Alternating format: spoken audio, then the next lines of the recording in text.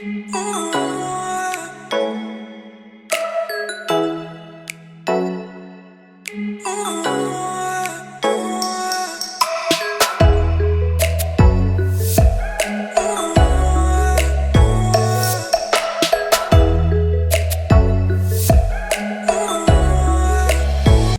good morning everyone. I am your English teacher. My name is but you can call me Teacher Kai. So, before we start our lessons, please lead a prayer, Jerusalem.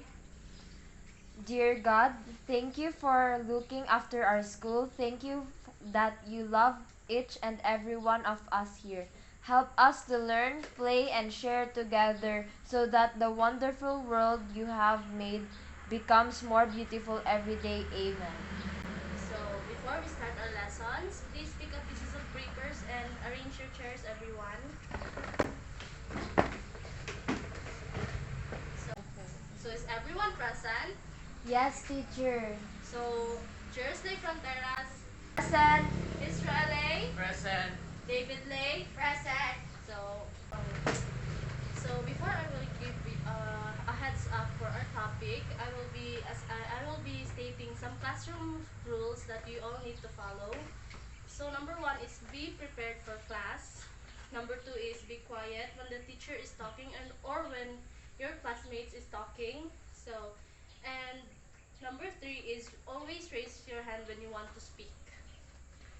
Today, I will be tackling about the teaching methods. So, we have 5 kinds of teaching methods. So the first teaching method is the lecture style. It is a statement of authority involving long lectures or one-way presentations. Students have to take notes. This style is appropriate for certain academic areas and huge student audiences. History, for example, requires memory of essential facts, dates, and people, but there is a little or to no contact between the instructor and the students. It may also be nosy, that's why it's preferable for older students. The next teaching method is the coach or demonstrator style. Showing that kids need to know keeps formal authority like a lecturer. A demonstrator's teaching include multimedia presentations, exercises, and demonstrations. This technique allows lecturers to combine lecture and multimedia presentations, but it's difficult to serve individual requirements in larger classes. Number 3 is the facilitator or activity style. Facilitator building a strong critical thinking and learning performance, um, which leads to self-actualization. This teaching method encourages students to ask questions and explore solutions, but it encourages interaction with students rather than lecturing and testing knowledge via memory, so it's tougher to quantify success. Number 4 is the delegator or group style. The delegator's model is most suited for disciplines like chemistry and biology that need lab work or peer evaluation as well as debate and creative writing. As an observer, guided exploration and inquiry-based learning empowers students to work together towards shared objectives. And lastly is the hybrid and or blended style. Hybrid teaching combines a teacher's personality and interest with students' needs and curriculum appropriate methods. Teachers may also adapt their approaches to meet the needs of their students. Hybrid method might lead to instructors spending themselves too thin and weakening learning. So what do you think is the most effective language teaching method?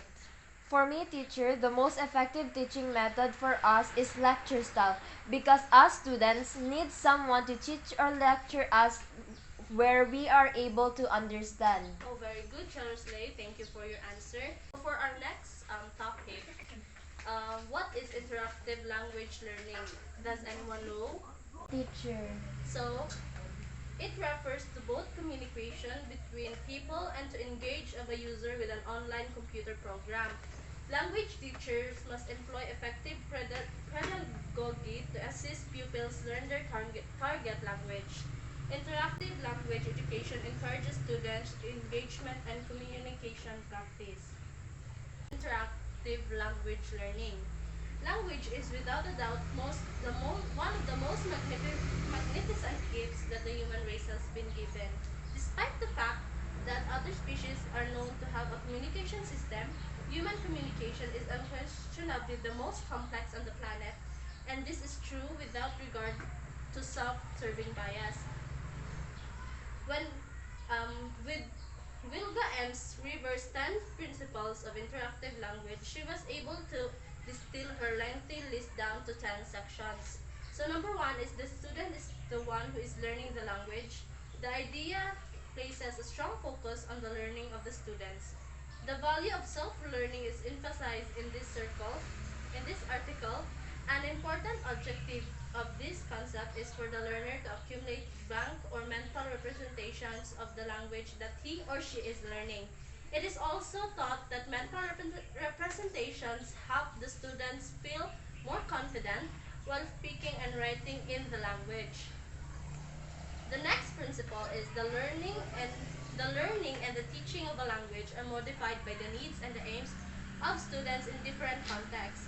The aims of this concept are concerned with the social, political, and even parental elements that influence the learner's environment.